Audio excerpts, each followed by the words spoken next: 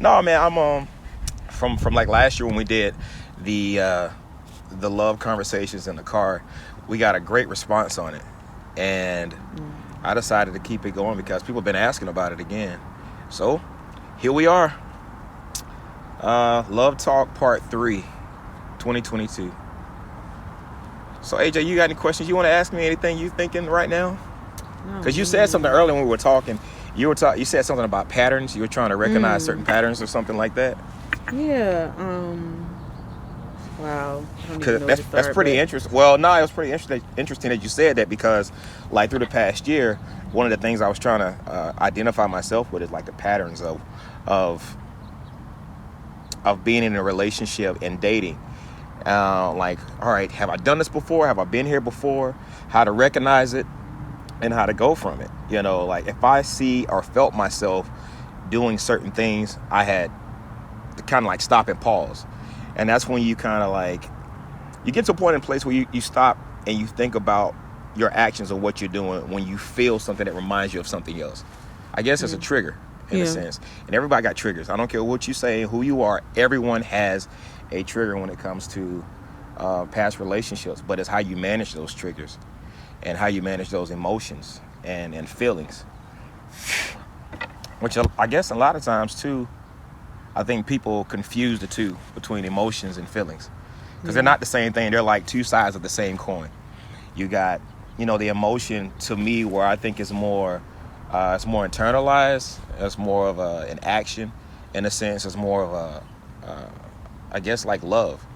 Like love is an emotion. Love makes you act and do a certain way, while your feelings kind of keep you in your head. You're overthinking it. You're thinking this about it. You're fabricating things in your mind that's not even really there. That's the feelings of it. Like when people say you in your feelings, they saying you're in your head, the way I take it. But if you're emotional, like people that that are emotional, you tend to think they're dramatic because they let their emotions control them. So their actions kind of show you parts of them that you haven't seen before. Let someone fall in love and then something drastic happens. Oh my gosh, they lay in bed all day. I'm sick. I don't feel like going out. I don't feel like eating. I mean, it's like being sick. That's emotion versus like feelings and stuff. That makes sense. yeah. Now none of this is science. Okay, none of this is anything that I learned in school. I mean, I have been studying psychology and how people think and how people react, only because I wanted to understand myself better. Because I remember one time, someone I was dating, she had said something to me that rubbed me the wrong way. So I was kind of trying to figure out why did I feel that way. So I went to sleep, woke up the next morning, I still had that same feeling. I'm like, why am I offended and why am I defensive? So I looked it up. Why do people get defensive and why are people offended? And it said you had an insecurity or have an insecurity about that subject or that topic or what the person may have said to you. And I'm like, dang, I guess I am insecure about that. I guess that does bother me. That's what it felt like anyway. Yeah.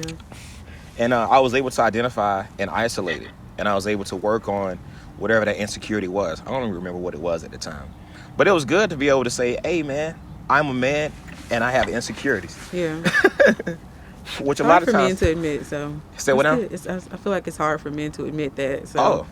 that's good. It's hard to self-reflect like this water. It's hard to look at yourself when you're not used to seeing yourself. Everybody sees you. It becomes a thing where it's normal. It's easy for somebody to see you and tell you something, but you don't really see, everything feels fine.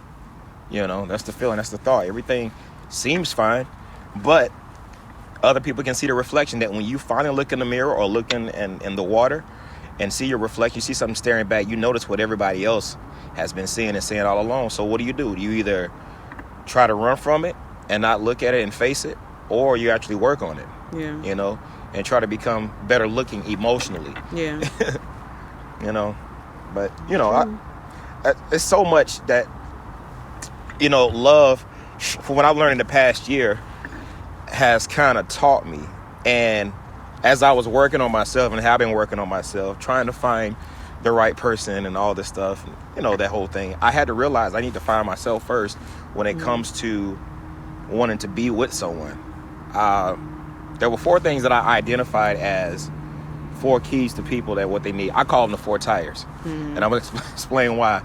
But 4 tires to a car. All right, we're the car, you know. So there are four parts of us. There's the emotional man, there's your mental man, there's your physical man, your action man, and then there's your spiritual man or woman. So if you think about it, when someone tells you something, it makes you feel a certain way. When you feel a certain way, you go and you process it. It goes to your mind, your mental man, your thinking. And then after that, it goes into an action. If I say, hey, AJ, you look nice today, it's going to make you feel a certain way. Yeah. The emotion goes to the feeling, your thinking man, and then it goes to an action. You say, thank you. Yeah. You know, or if I say, you know what, I don't really like that, then it makes you feel a certain way. You process it, and you can act out. But, I mean, you're not going to do that. But I'm just saying that's how people do. Right. Then your spiritual man, how that comes into play, that's like the last gate before it gets out. You know, if something is out of whack, your spiritual person kind of controls everything. Yeah. You know, when it comes to that. But also within those 4 wheels, if we're talking about a car, who's riding with you or your environment is a heavy factor in it. It plays a big part. Yeah. And what I'm saying is, like, people that are around you, that are your influence, it tends to change and navigate where you go in life. That's why it's better, and it's good to see who your friends are. Yeah. Because if you see someone's friends, you can kind of tell their current status or their future. Show me your friends and I'll show you your future, I think is the statement. So I like that. yeah, I forgot. It was a quote I saw somewhere, and it's always stuck with me. But you know, those are the 4 tires. So your emotional man, your mental man, your physical man, and your spiritual man. So with all those, the reason I say tires is because with tires, you have to have the right amount of air pressure for it to really get the mileage that it should. If you got the wrong kind of air pressure in the tires, then it's not going to move that well. It's not going to move that fast. You may feel lopsided. You got 33, 33, 33, 15 on, you know, like 15 on one tire. I mean, it may go, but it may lag a little bit. You may burn more gas. Yeah. So I'm saying all that to say, and I'm using these analogies and metaphors to kind of help paint a picture. I'm saying all this to say it's good to stay balanced with all those. It's always good to work on your emotional person, your physical attributes of like staying in shape, being healthy. All that controls how you feel and how you think. Yeah. And then, you know, feeding yourself good things, positive things, staying positive, and also spiritually too. You know, whatever your faith is, I'm Christian, and praise the Lord. Hey, amen. But you know, if whoever you are, if you're, you know, Buddhist, Muslim, you know, Jewish, whatever your faith is, it's good to stay spiritually grounded and stay connected to God. You have to. You know, everybody has to be centered. You know, to me, the spiritual person is the person that helps navigate you through life. So, those are the 4 tires. I like that.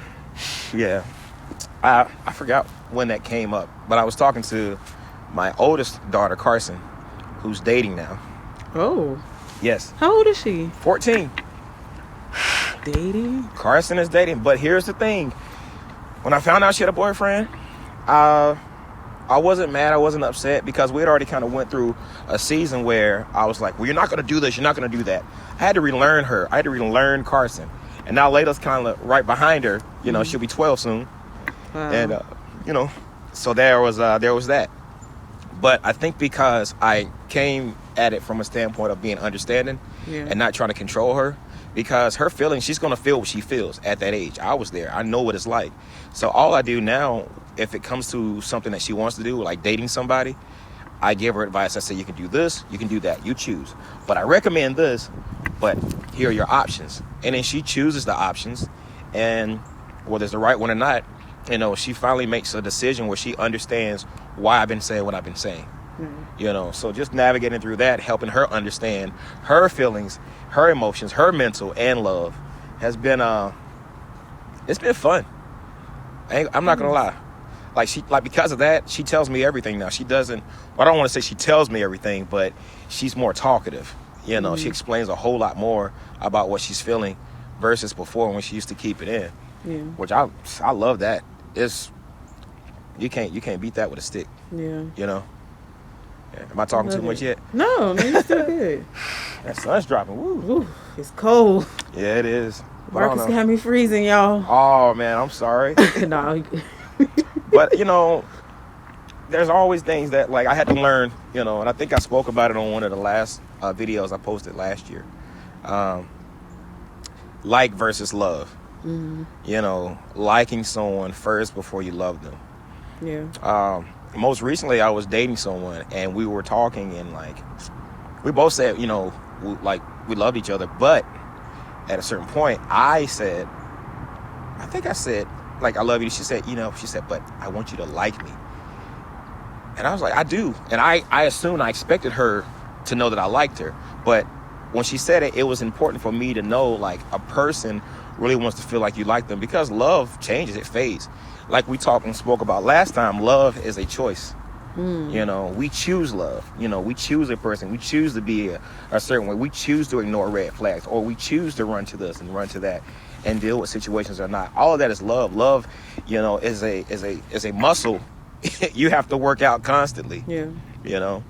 But like versus love is a thing through the past year I had to kind of really focus in on. Yeah. Because, like, I love love. I love what love does. I love being happy. I love putting out positive energy. I love being in a place where my music makes people feel good. Yeah. And with that, it's like love is the driving factor of that, because I love what I do. I want to be a good man. I want to be a good person. And, it used to trip me out a lot when I used to, talk to some friend girls or just a random chick. I'm sorry, I don't want to say chick. That sounds bad. No, it's not bad. No, I don't want to use the word chick. I got more respect. My mama taught me better than that. When I used to talk to different women, and they used to tell me, express themselves about what they thought they wanted and what they deserved. So they always said, well, I'm a good woman. I'm a this and I'm a that, and I got this to offer. But you're holding it back, and you're constantly waiting for somebody to do something in order for you to do something. Like, that's not how it should be, in my opinion.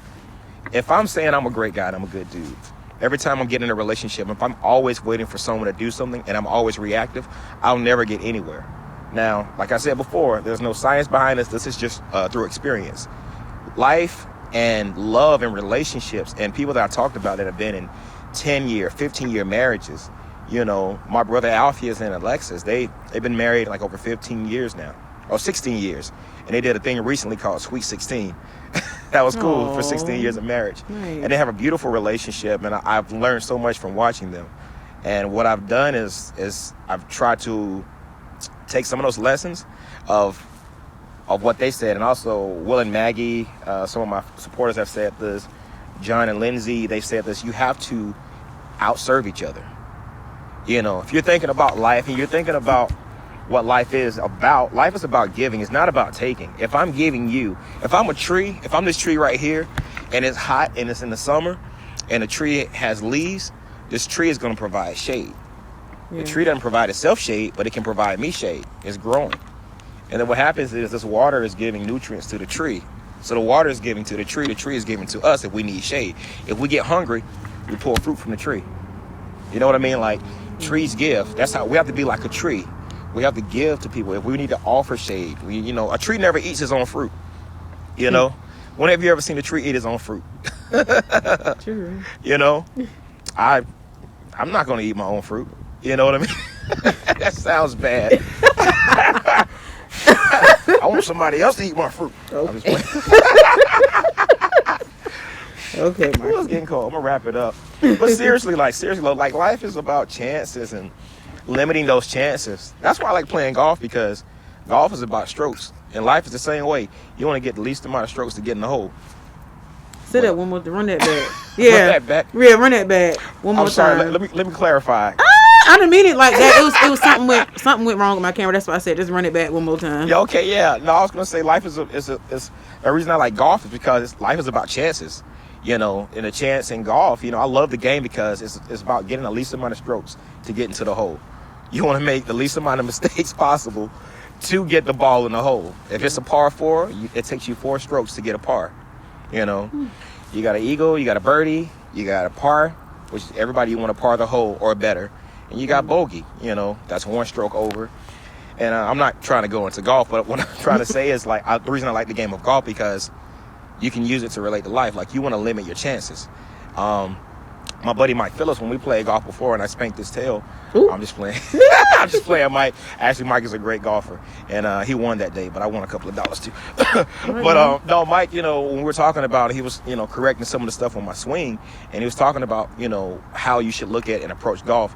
And Mike always give great lessons, and he's saying that, you just want to limit the amount of strokes that you have, and he said it's not about, you're not playing against me, you're playing against yourself, which I kind of already knew that, but when he said it, it just kind of hit a little bit different, because coming from somebody that I respect, and it just makes sense. So a lot of times things that people say make sense when somebody else says it. You know what I mean? Yeah. So, that's that. I don't know. You gotta be transparent, I will say that. And that's hard. That's a hard thing to do, especially for men, Have you found it hard to be transparent with dating or no?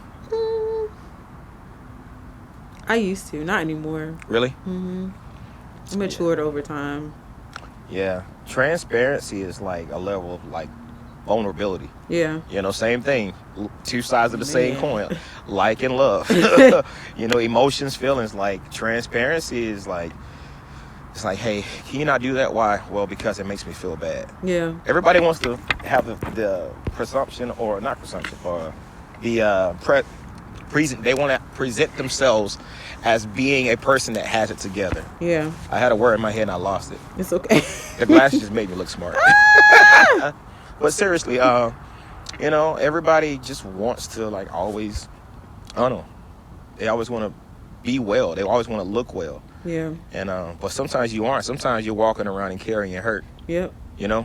I carry hurt. I remember one time, I did something like, I said something to someone, and I said it because I was hurting and I wanted her to hurt because she hurt me.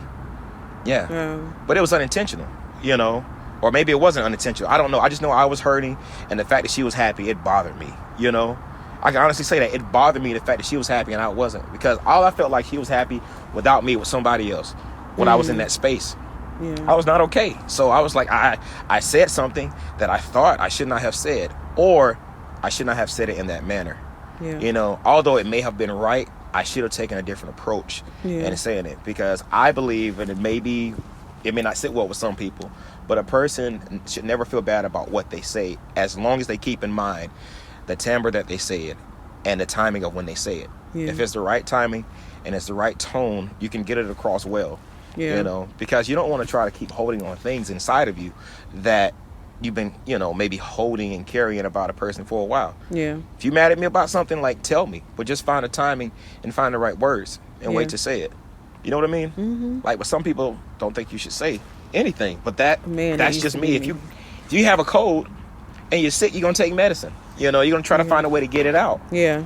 Being expressive and being heard is a form of medicine. Yeah. You know what I mean? Like, the less stress you have, the better lives you live, or the better life you live. Yeah. And the better lives we live. Yeah. But I don't know. I feel like I've talked enough about this love stuff. That's just part never enough. Huh? It's never enough. No, it isn't. It's ever changing. It's ever growing, and I like it. Like, even I had a bad experience recently that I felt like it could have went so many different ways for me, but although it didn't end the way that I wanted it, I'm so happy about it, because I have nothing but great memories. There are bad memories, of course. There are things I didn't really like, but I'm focusing on the good of that situation. Yeah. It was so beautiful. It was so amazing. One of the best situations, I think, helped bring me back to a place of love. Wow. Yeah. Oh yeah, she was amazing. Amazing. Still is amazing. And she's always going to be amazing to me no matter what. Yeah. And I think I'm going to always keep that focus and that sight, of always looking at the silver lining, always trying to find something positive. Yeah. And that's love. That's choosing to love, I actually wrote a song off of it too. It's on a new album, I Choose Love. It's called I Choose Love and I Choose You. And I sent it to her. She liked it. She loved it. It was a great song. I mean, been working on a new album. This new album is a whole love story. It's called Reverse, but honestly, it should be called Reverse Love or something like that, because it's a lot of songs written from like experiences of hurt, Yeah. experiences of healing, experiences of Love. me getting to a place of me just being happy. Yeah. You know, right now, being happy, having joy, having peace. You know. I'm excited. No, me too. Me too. But I think I keep asking myself like, what's next and what am I gonna do? You know, as far as relationship stuff. Mm-hmm. I don't know if I'm ready for a relationship right now. You know, Okay. like I think I am. I know I'm ready to myself. I think I'm ready to be a husband, which is what I always desire, to be a husband. Yeah. You know, I think once I do that, like I'm gonna want to retire because I'm such a homebody. I'm a stay at home Yeah. type person. Yeah, I don't know. I got one thing first. I know I have to do is make better decisions to have fewer regrets, and that's a book by Andy Stanley that I wrote. That I read, and that's a hard book to read. Now, if you really want to give yourself something to reflect on when it comes to yourself and like bad decisions and you're blaming other people, read that book. It'll change your perspective. What's the name of it again? Better Decisions, Fewer Regrets by Andy Stanley. Okay. That book right there. Sounds like something that'll make me cry. Oh yeah, and the book of Proverbs. Read all of that. Oh yeah. All that, start to finish. Yeah. If you don't understand life after that, I can't help you. Wow. Yeah. You know. But you know, there's that. So anyway, that's all I got. I don't know how many minutes it is, but I don't know if we're gonna chop this up one part, two part, but I feel like you could get away with one part, but we'll see. We'll see. You got any other questions, AJ, or like wrap it up? I feel like the question that I have is gonna take us way back to when you first started chatting, because remember that poem that I sent you? Yeah. I sent Marcus a poem, guys. But she did. She's a writer. Pretty much wrote about, and this we could probably talk about this a whole conversation another day, but basically talking about settling. You know, the poem was about not necessarily me. It was just a lot of stories that I've heard from many different women about them basically trying to force love. Like, I can't even explain it. Pretty much telling the guy, hey, I need you to do this. I need you to be that. I know you don't want me in that way. I know you don't even desire me or love me, but can you act like it? Act like you love me right now, because the one that I love, the person that I want to be with, isn't ready for me. So I need you to do this for me. Yeah. Yeah. I mean, I get that too. And I don't think, you know, when some people say don't settle, you know, girl, don't settle, man, don't settle. It's not settling. It's just like knowing what you have and valuing that.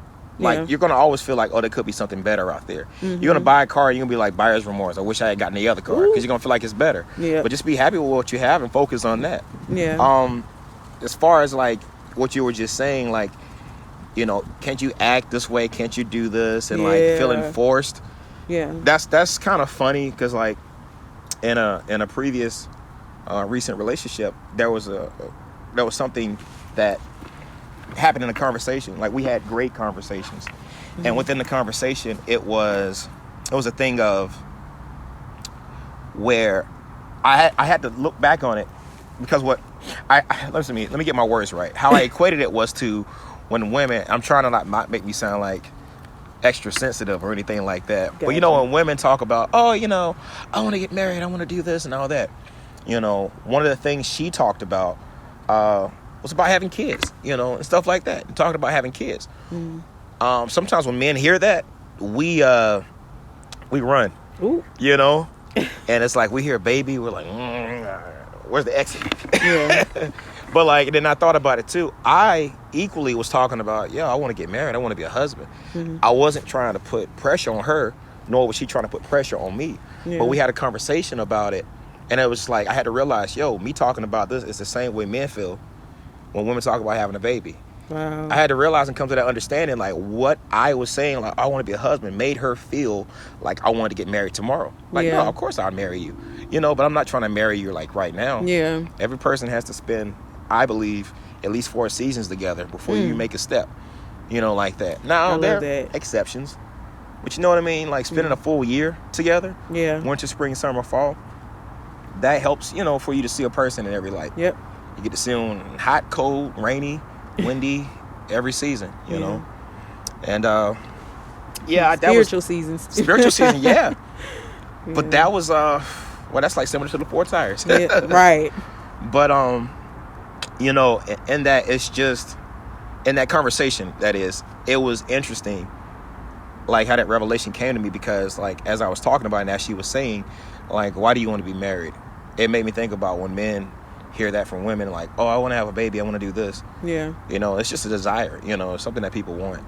And I had to be careful, because sometimes when you're saying things like that in a relationship, it can make a person feel forced. Yeah. Oh, if you're man. not, you know, if you're not Yeah. careful with how you say it, and you're not giving context behind it, you know. Yeah. If you're just saying it just to say it, and it could be misunderstood, and you're assuming they're gonna know what you're talking about. Mm-hmm. Nah, it's good to kind of explain, but it's good to have conversations too, and somebody you can connect with on that level, Yeah. mentally. You know what I mean? For sure. So yeah, I'm thankful for that experience. You know? Glad you got to have it. Oh yeah. Oh yeah. That's it. That's all I got. Guys. You got a little YouTube outro? Oh yeah, Something follow me on Instagram, YouTube, all that stuff. But I got a song at the end. Oh, perfect. Yeah. Oh, okay, cool. All right, bye, guys. Bye y'all.